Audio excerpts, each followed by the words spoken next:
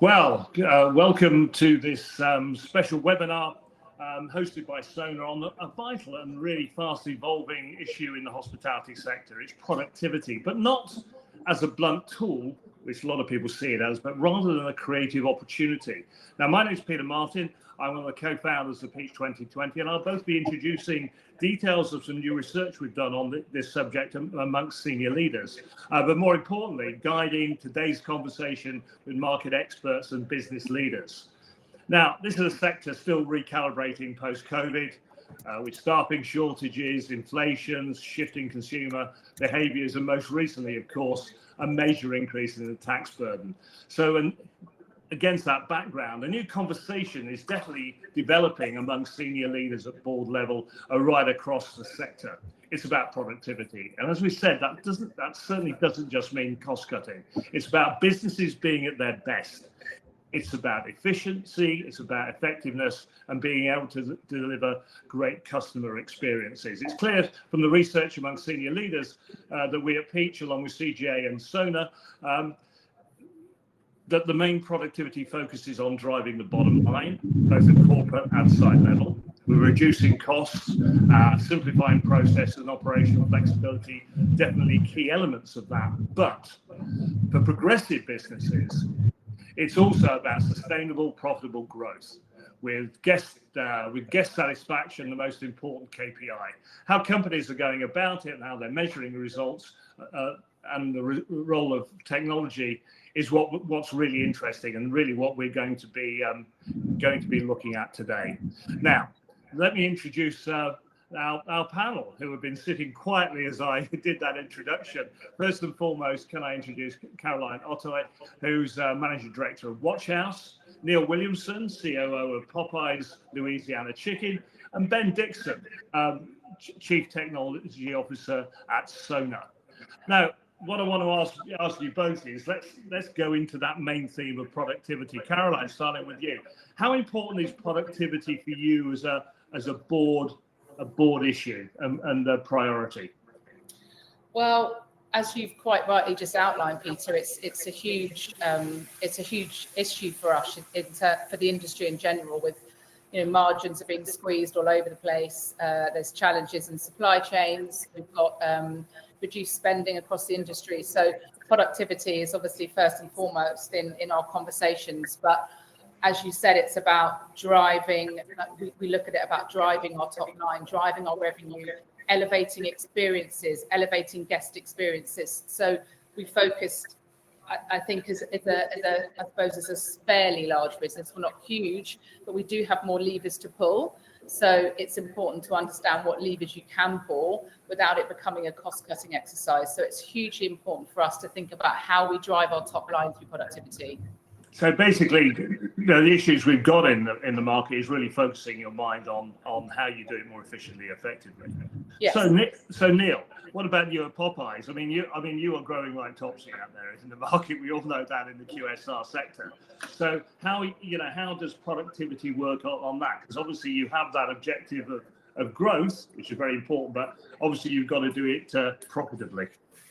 Yeah, I think for us, we're relatively new to the market, right? We've gone in 4 years from our first restaurant, November 21 in Stratford, to 95 restaurants, and we're doing one a week.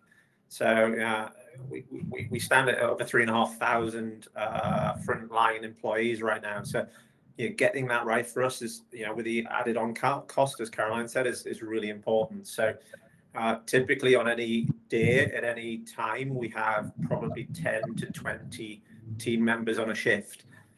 So being able to get the best out of them with the added on costs we've had coming our way, whether it being supply chain or certainly some of the government challenges that we've had with the budget, those costs are very important to the bottom line, and it can make or break the difference, really. Yeah. And Ben, to bring you in on here, and I think you're on that, you're obviously getting feedback from your clients and the market as a whole. How are you seeing that productivity conversation develop across the sector?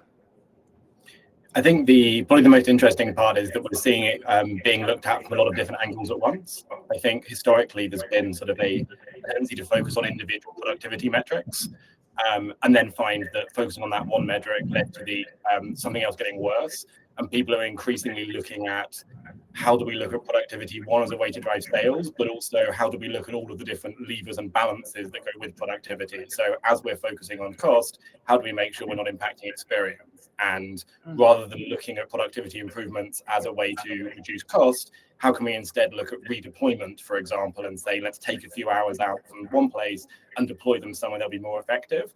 So I think we find this sort of holistic and much more complex view of productivity becoming more and more popular, and sort of that's becoming more feasible now with better tools, with AI, with this sort of thing, that rather than looking at one or two numbers, you can look across sort of 8, 9, 10 different areas at the same time and understand where things need tweaking to keep that more holistic definition of productivity and balance.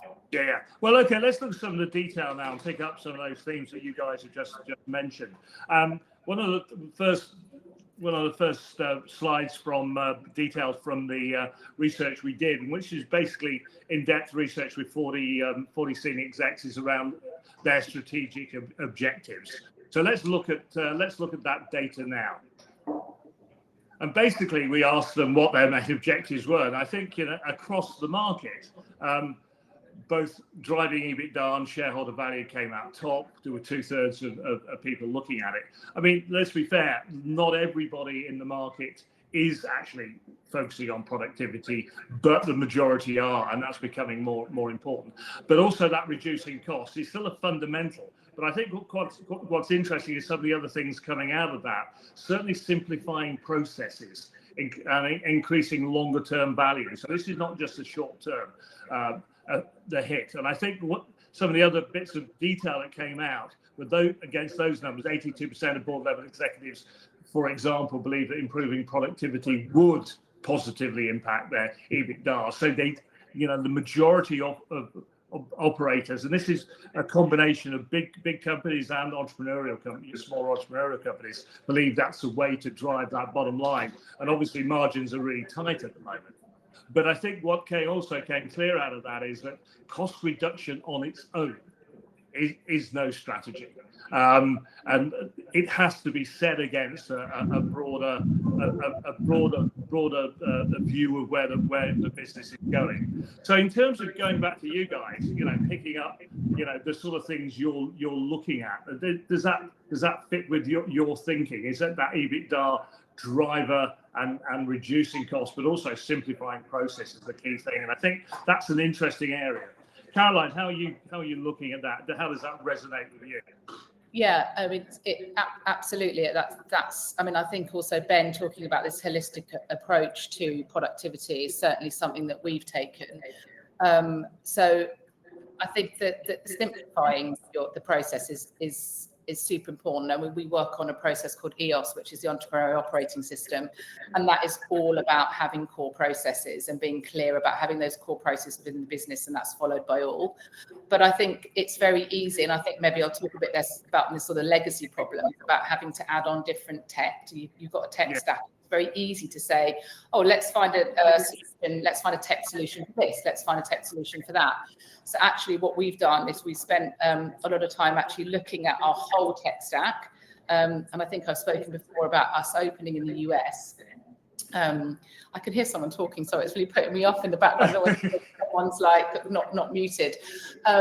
So in the US, it's given us the opportunity to test a new tech stack, a simplified tech stack.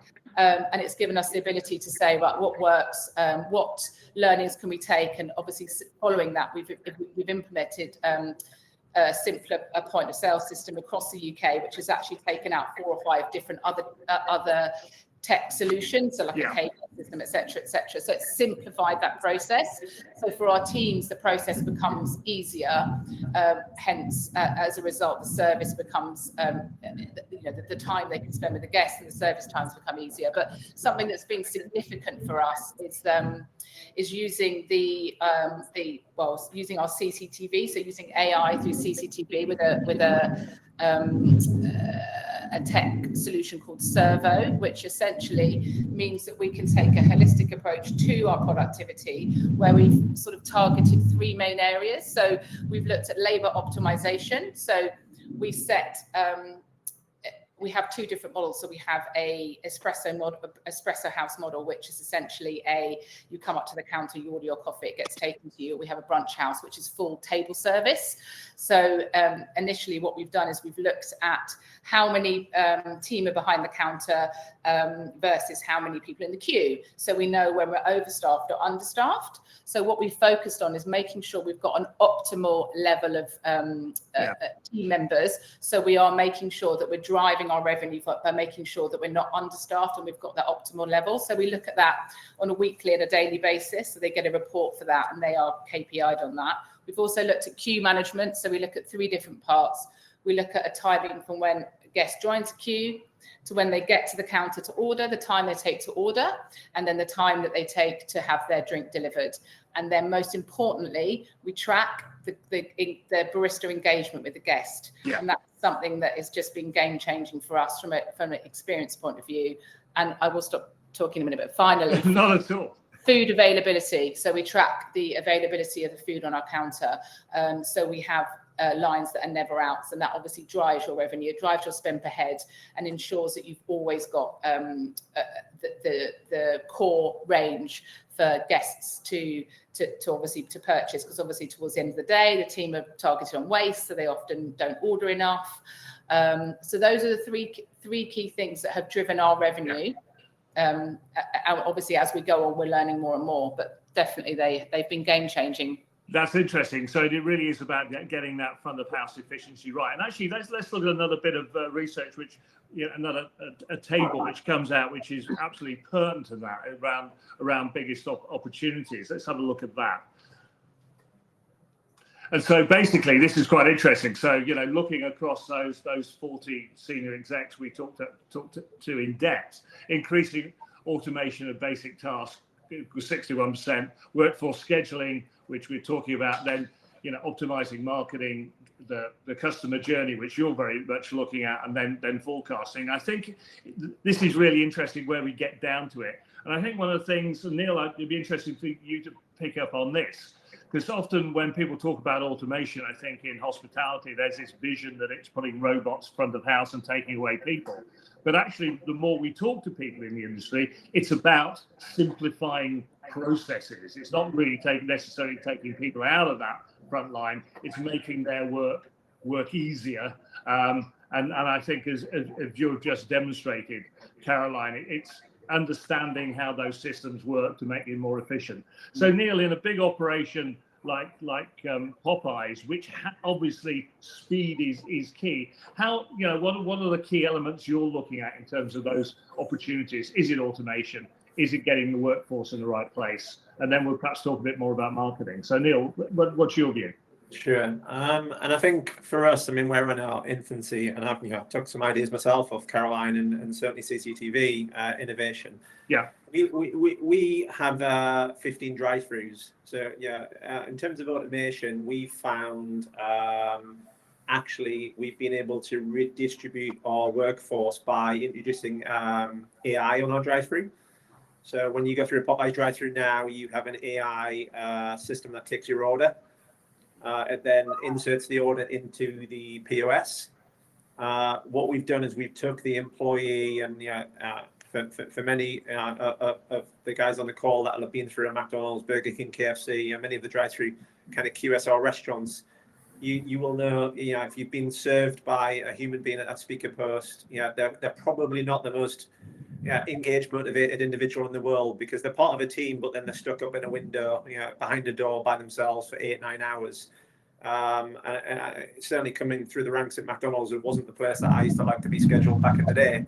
So what we've done is AI, takes that order, takes it really well, and we've actually seen a percentage uplift in average transactional value because it upsells every single time, guaranteed. And then we've took that labour, and I think we've already started talking about allocating it to the right place, right time.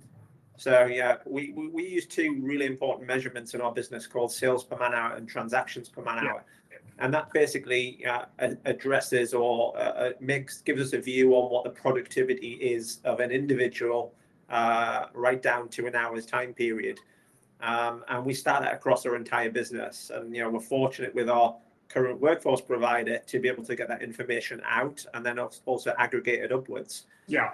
And being a fairly new business, that's really important because we have brand new employees that just joined us as of last Friday when we opened our last restaurant in Preston, to those that have been around for 4 years in Stratford. And what we like to see is a graph that shows us how productive, with the right training, these individuals can get to the right spot. And I think, interestingly, we know that getting it right and getting the right amount of people on every shift grows sales. And I would argue the wrong amount of people, not under-resourced, but actually also over-resourced, reduces sales. Because you tend to find the employees focus on each other and not the guest when there's too many of them on shift. And actually that, for me, was a good learning curve in right people, right place, right time. Yeah.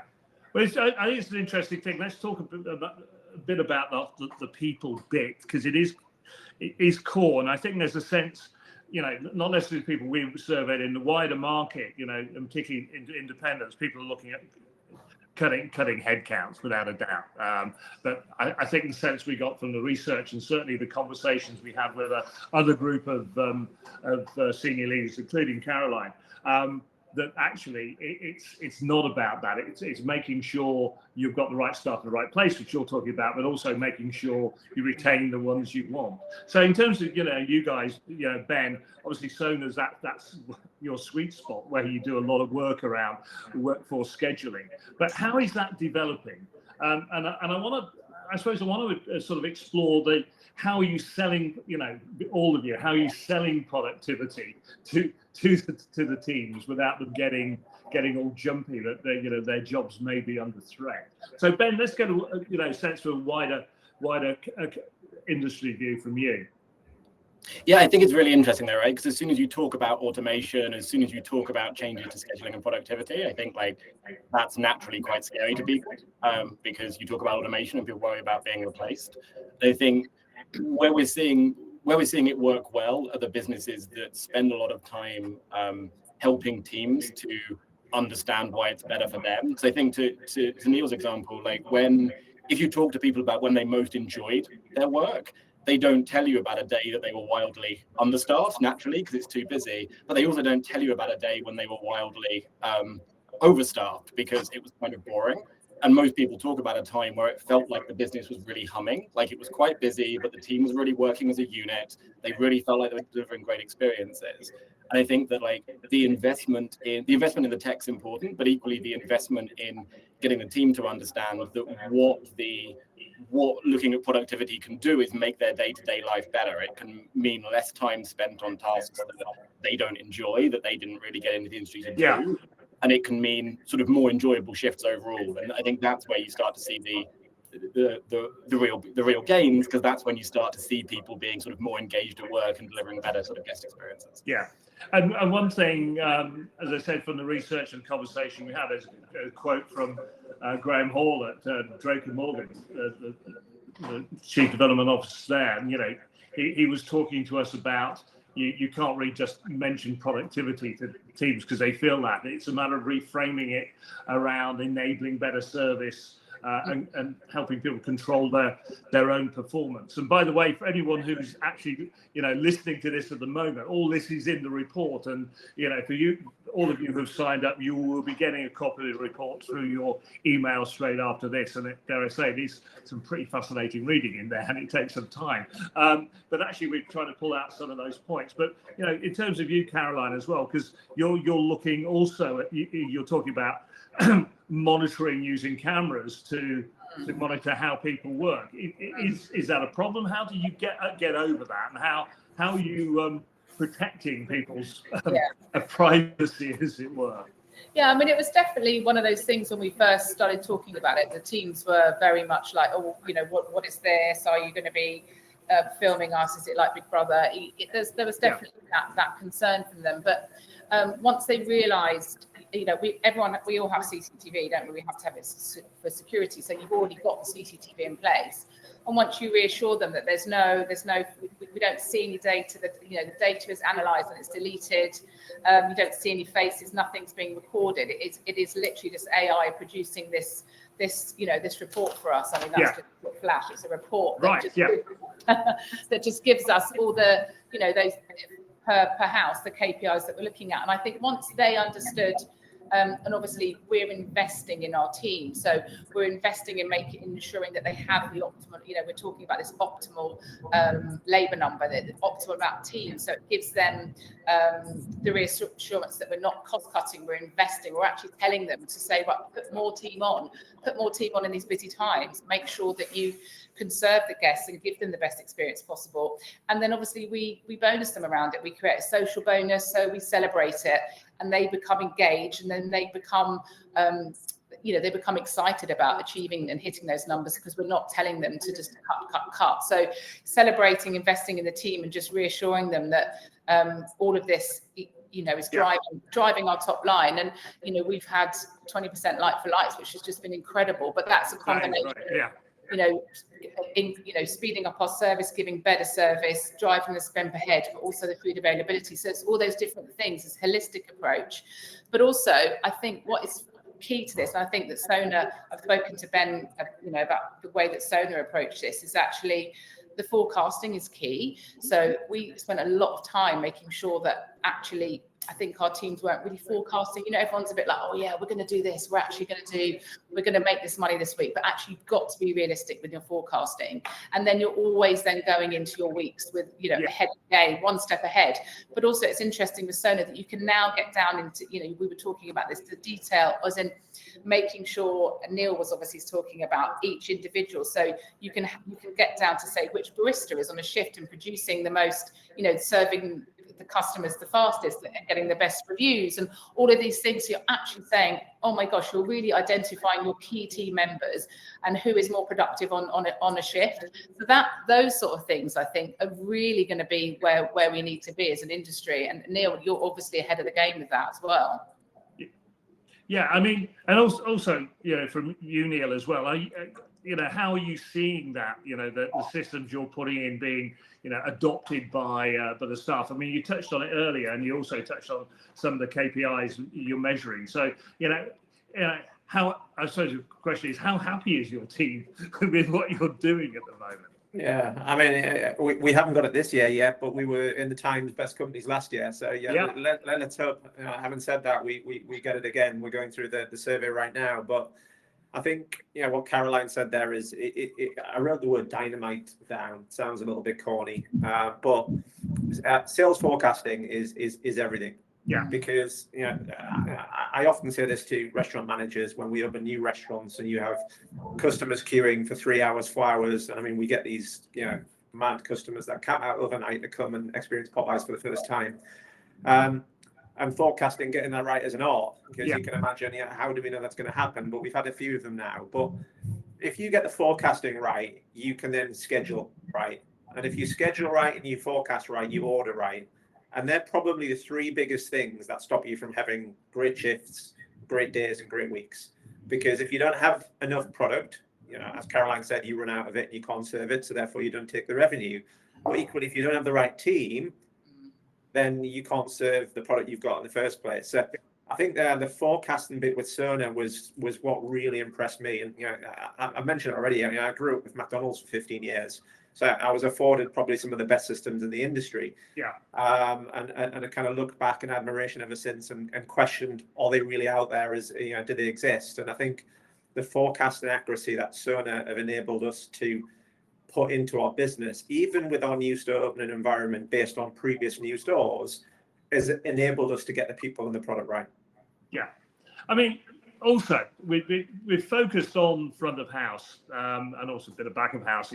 What happens in store, and I think that's where everybody looks first in the market as well. But it was interesting, actually. One of the things that came out of the research as well, particularly when it's around automation and simplifying processes. Not just that, and I think that last slide showed it as well. There's sort of more head office central services, whether that's marketing or finance, where productivity can be looked at, and perhaps automation using AI can actually simplify some of those processes, also make them more effective, particularly say around marketing, and dare I say that all fits into your forecasting. So Caroline, I mean, how, away from that delivering the product in terms of that back of house or that marketing function, how are you looking at productivity there? How are you looking to get the best out of your systems? Oh gosh, I mean, I think that, what we've looked at, I said, before that we did a whole review of our tech stack, and actually there's things that I didn't even know existed. So it's very much, those things that have just been in the business for years. Actually, what are they doing? So we did right, yeah. things like, it's like, oh my gosh, and there's things that are doing the same thing. So we did a whole review, and actually what we've done is we have actually just hired a business analyst. And that's a decision that we made as a support office, as we're growing globally, not as quickly as you, Neil. That's, one a week is very impressive. Not quite there yet, but we are growing globally. So what we've done is we've obviously just looked and said, there's just too much information. And I think we discussed this at the dinner. I think Amber was saying it from New World Trading. There's just all this information going to our house managers. And actually there's loads of flash reports and no one reads anything because actually it's too much. I mean, even I'm like, okay, just file. And there's only a few reports that I actually look at. So I think from what we've done is we've got a data analysis working on all of the reporting and especially talking to ops. Like ops are the ones, they're at the pointy end. They're the ones that are delivering all of this. So what do they need? What do they need to keep driving productivity, driving sales, driving performance, all of these things? So really getting an idea from them about what they need. So we're really simplifying everything, simplifying the information. But data is key, right? You can't do anything. You can't make any decisions without having the right data. So we're really stripping it all back, consolidating our tech stack, but then really getting this data analysis to just really start looking at our weekly flash reports and what our teams need to go and deliver. So that's what we're doing. So Neil, for you, because obviously, Popeyes, you're out there, you're marketing, and you've got big systems, particularly as you grow, because obviously that even growth will put stress on those functions. How are you looking at productivity and being more efficient in those sort of areas like marketing and finance? And yeah, I'll resonate with Caroline. So we equally have a business analyst, because you can drown yourself in Excel spreadsheets if you really want to. So I think getting the right information out there at the right time is important, and not overcrowding the message. We have a simple business scorecard that each restaurant manager would have. It's aggregated up to a group level, and then a region, and then the company. And we measure things that don't compromise the customer experience. And actually the far top left-hand box of the scorecard measures customer first. Doesn't measure labor first, doesn't measure cost of goods first. We don't actually reward on if you beat labor versus budget, because actually then you're probably starving the revenue line. So many would say, well, it should be a green if your labor target is better than your budget target, but actually it should be a red because you're potentially starving your revenue. So for us, it's QSR, it's fast food. We simplify it in QS&C, quality, service, cleanliness, and we're really passionate about measuring those three boxes from our customer feedback that we get through our customer sentiment tool. Every customer that visits gets a QR code. They can scan it. They can leave us a survey.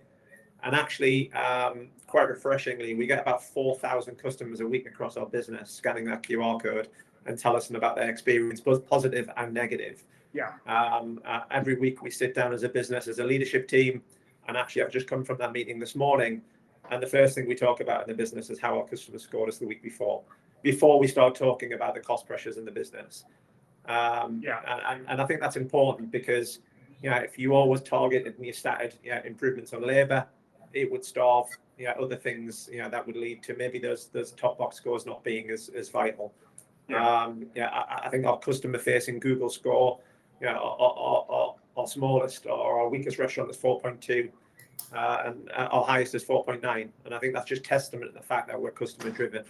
Yeah, and it's interesting actually what you say, because that did come through quite loud and clear that but certainly for the people we've been talking to is that guest satisfaction is the number one KPI. But what I think interesting we're seeing, and you've been talking about them, we're getting a lot of different metrics coming in the market, as because what we always say about hospitality, it's not rocket science, but there's a hell of a lot of levers to pull to actually deliver what you're doing, and increasingly you guys are measuring it, and whether that's sales per labor hour, or for square footage, or guest satisfaction, or staff satisfaction, or retention levels, or just simply like sales. There's a lot of things coming in there. And to play back to your point, Caroline, with all that, how do you put those together? And I want to bring Ben in here, because in a sense you need to simplify it, but also you don't want to miss stuff.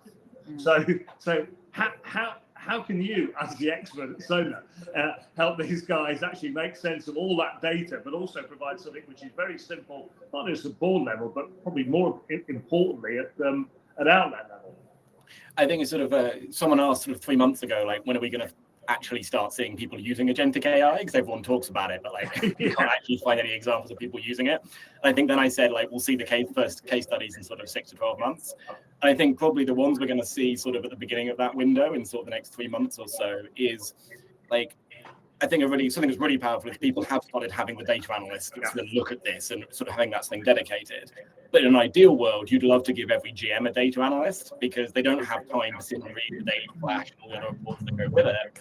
And to an example Caroline used earlier, is like, you can have a daily flash that shows that wastage is down, and wastage might be down because they're doing a really good job, or it might be down because they're running out of a best-selling item halfway through the day. Yeah.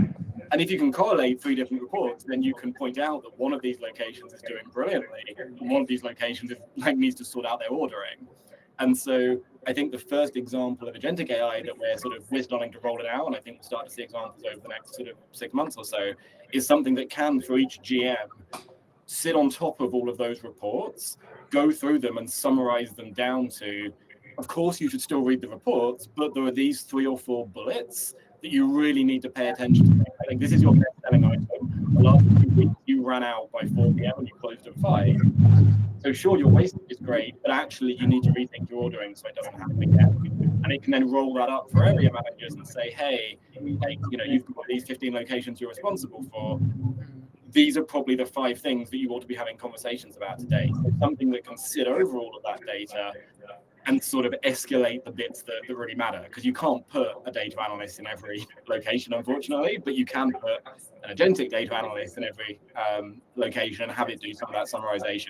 I think that's going to be really powerful to kind of move some of this data out of these big flash reports and into, or keep them in the flash reports, but move it into something that's actionable, even if you don't have time to go through all of them. Yeah. Let's look at the last bit of data which comes out, and it really, we've sort of touched on it already. It's around technology, and which is the barriers to productivity improvement. I think it's just quite a stark issue, and it plays to what you're saying. Let's have a look at the final data slide we have. I think we've got it coming up. I can tell you what's in it anyway. So it'll be up in a minute. So basically, we asked people about what are the barriers to productivity improvement. Here we go.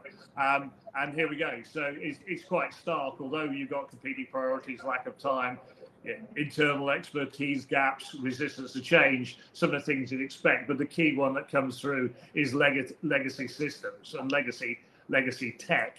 So I think that's an issue. I mean, how and probably more important for more established businesses and perhaps startups who can start with a fresh view. I mean, Neil and Caroline, Neil, from you guys at Popeyes, I mean, how important is that, keeping systems up to date, does allow you to stay on top of this? Yeah, I mean, we're fortunate, unlike many, that our business is fairly new to market, so our systems are pretty good. Not having said that, we have changed them a few times, even over the last 4 years.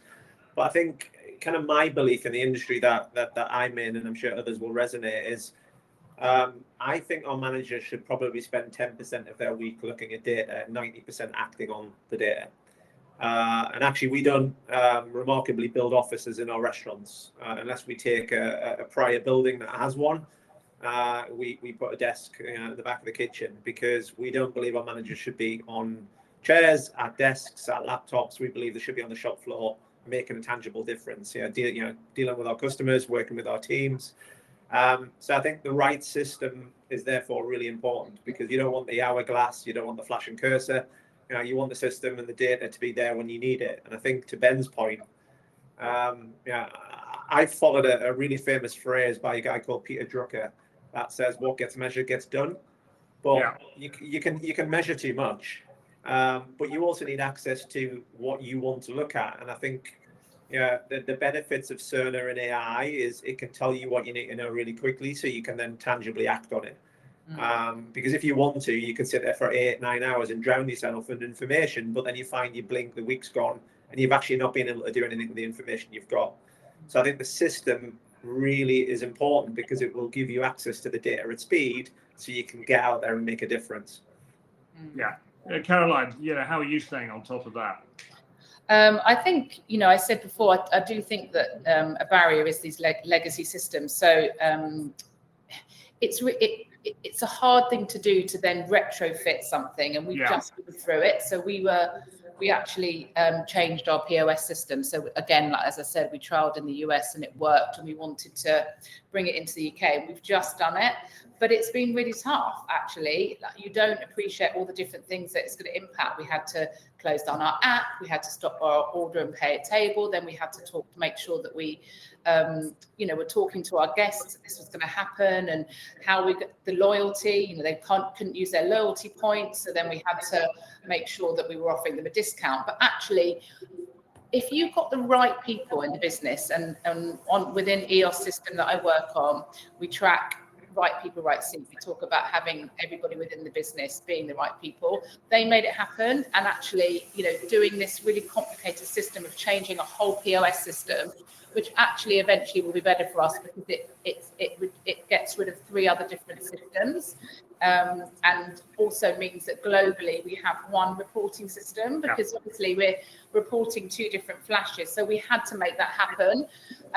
So I think it's making sure you plan it, you have the right people in seat to do that and deliver it. But it is tough, and that was a decision and a cost that we took as a business. But ultimately, it will be better and smooth for the teams. But then you do have to think about this muscle memory that the teams have. They're used to using one system really quickly, so they use that system, and suddenly changing that, there's all these things that you don't think about. So I think definitely us simplifying that will be beneficial, but it was a difficult process to go through. And as part of our quarter, that was a focus for the whole company, and that's what we work on. EOS is a goal, and the whole company works on that. So everyone's focused towards delivering that, which makes it happen.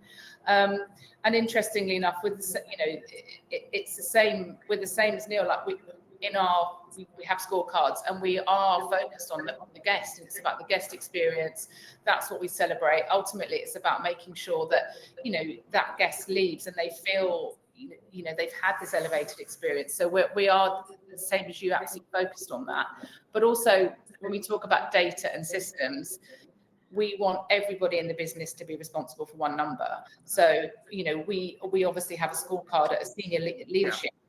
Every week we're looking at those numbers, and we're all responsible for a few different numbers, but we want everybody, including the kitchen porter, the barista, the team member, the manager, to be responsible for one number, and that's their number.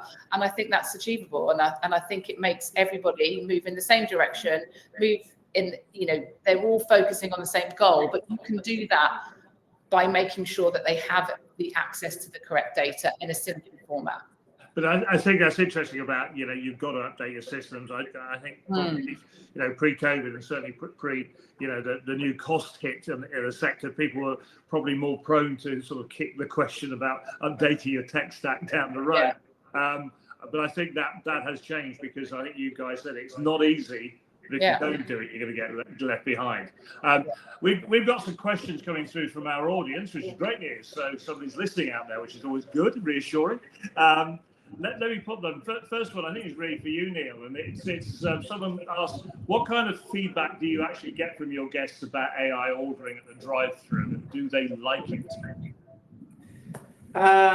Interesting one. We actually we did some consumer research very recently where we had 4 groups of different types of customers on calls. I sat in the background, very much like, I guess, the spectators on this call couldn't see me, couldn't hear me, and it was they were asked a number of questions about our drive-through experience, about Popeyes, and one of the questions on there was, how did you find our AI?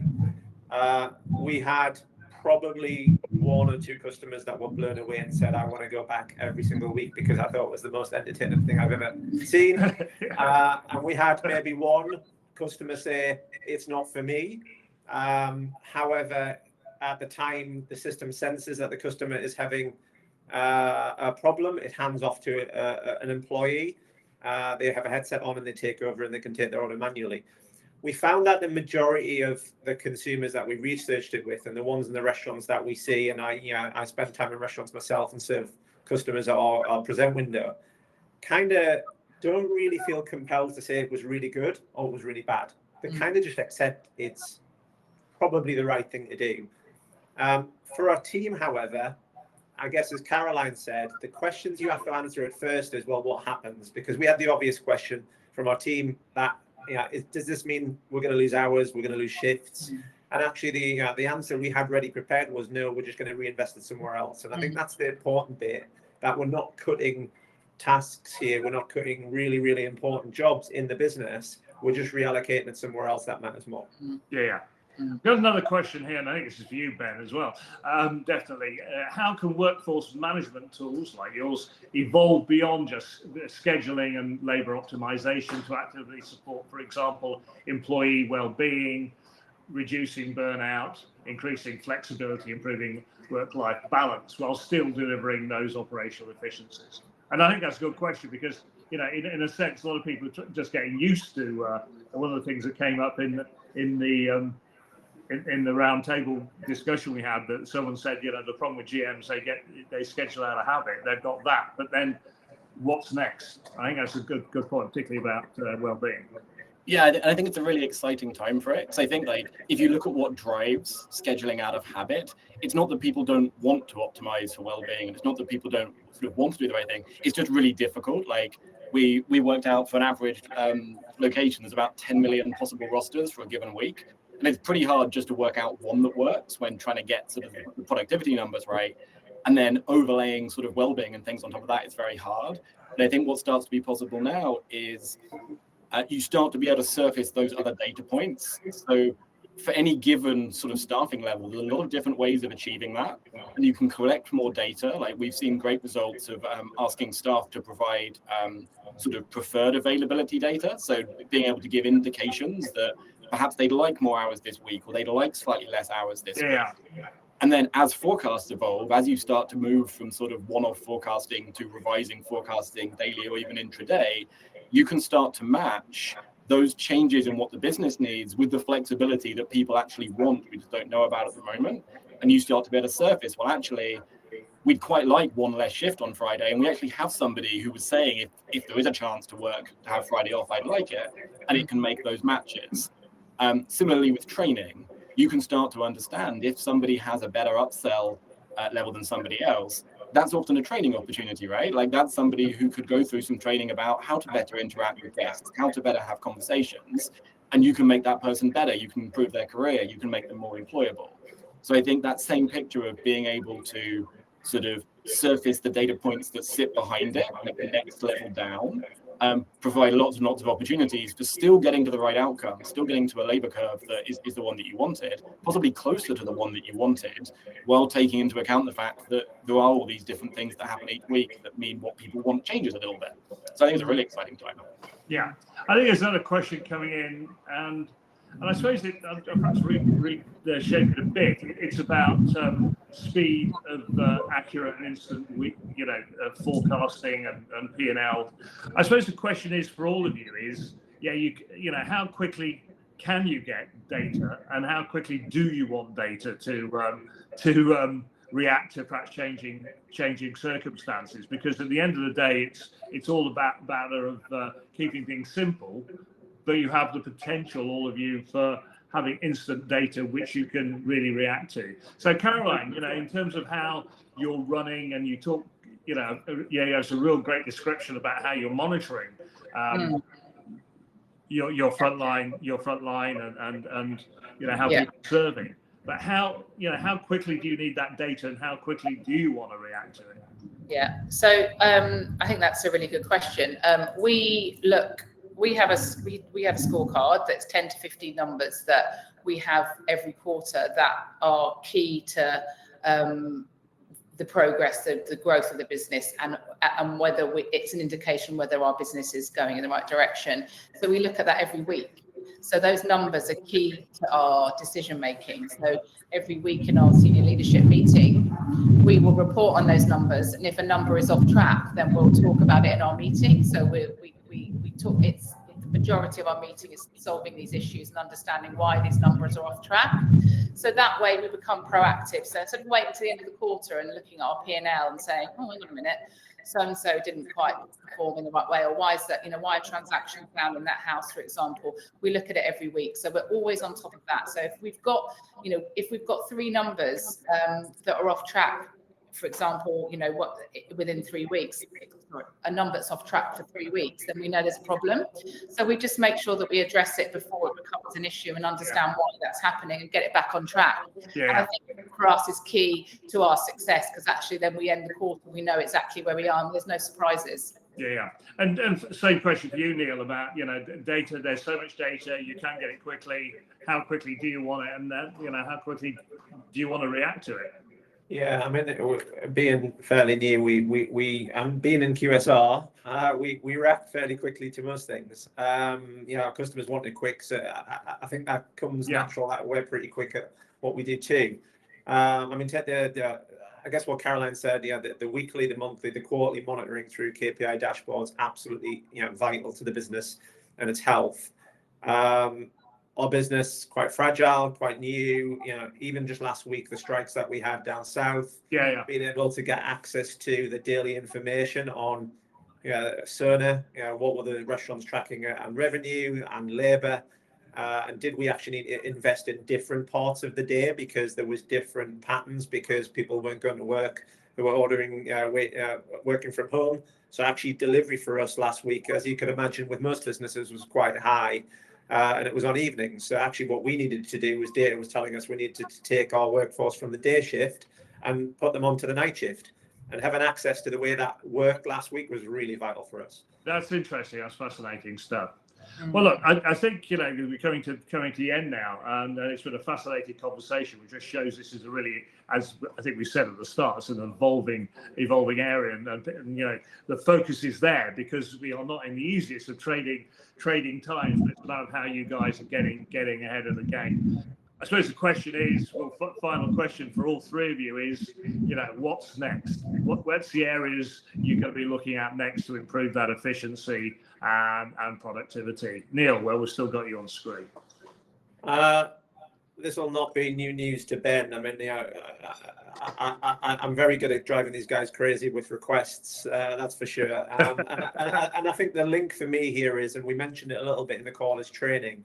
So I think using the next evolution of Cerner to pump out and either have an AI or a KPI into a training module, or maybe Cerner expands into training. So not only does it schedule the right people in the right place at the right time, but it also dynamically looks at what others need to learn and tells the manager on duty what those individuals need to learn and when at a relevant time. So that we can increase everybody's opportunities in the business. We have to find one restaurant manager every week, one area manager every 8 weeks in our business because the number of sites we're opening, and we'd love to take that internally. So I think if Cerner was to evolve and give us access to training for our front line, then that would be really great. Caroline. So I think for us, next steps, I think you know, although labour optimisation is obviously important, I think the guest experience is more important. So we will be we have obviously steps of service, so we'll be looking to get the steps of service within the survey reporting, so we can understand in a brunch house, for example, where it's slightly more complicated steps of service, how many times a team member touches the table, you know, are they giving the guests the best experience possible? So really driving in on that guest experience. But also I think for us, it's about how do we get and communicate our vision across the whole business in terms of how do we communicate better with our teams on the lower ground. And I think sometimes it's very easy to communicate with your house managers. They get all the information, you know, you're constantly sharing where you're going. So I think using technology to communicate with those team members in a better way. So I think those are the two things that I think will be big for us in terms of sort of moving forward with new tech. Yeah. And Ben, looking at the broader market, I suppose it comes down to what are people asking you, and not just Neil. I was going to say Neil's covered it, but I think like that, what Neil's is spot on in terms of what we're looking at as well, in terms of that ongoing coaching piece of both from a formal training perspective, in terms of how do you identify where people can be upskilled, but also sort of if you look at how your best people make decisions, how can you encode that? And then nudge other people to elevate their decision making to the same level. Sort of how do you make all GMs as good as your best GM based on the data that exists? And I think that's really exciting. And I think the other place where we're seeing a lot of demand, where we're investing a lot, is I think time in motion has delivered a lot of value in terms of productivity. But I think there's a huge amount about what good labor looks like from an experience point of view and from a financial point of view that's buried in the data at the moment. And I think trying to turn sort of product labor models into something that is more data driven, where you are extracting data about what's been achieved in the past and what drove good outcomes for customers and what drove good outcomes from a numbers perspective, and making labor models this more dynamic, evolving thing where you can understand, well, these opportunities exist in our labor model, and also this would be the P&L impact of those changes if we did make them, and being able to sort of join those pieces up. I think those are two areas where we see sort of an awful lot of upside that's sort of tangibly achievable over the next sort of 6 to 12 months. Good. Well, thank you all very much. That's been a fascinating conversation. And as I say to all of you listening in, we've got more in the report, so please have a read through it. You'll get a link so you can download it. And I think probably from my point of view, where we've looked at it, we've covered a lot of those areas. But I think one of the quotes that came through to people we talked to, you can't cost cut your way out of a depressed top line. You've got to invest in the market. You've got to invest in the market as well. You've got to invest in your people. And I think the other thing that came through, from progressive companies, we talked a lot about data today and systems, but actually it's still using those soft things about how you're looking after your teams, some people are giving time off to look after their pets or incentives to go on wine courses. That's all still very much part of the mix of getting the best out of your people and at the end, providing the best guest experience. And as long as I think number one KPI for businesses or progressive businesses is guest experience, I think that's where we're going. It's just about how we do it more productively, more efficiently and more effectively. So, and I thank you all for listening in today. Thank you to Sona. Thank you for our friends at CJ who are working with us to actually put that research together. And hopefully see you again on another webinar in the not too distant future. Bye-bye. Thank you. Thank you all. Bye.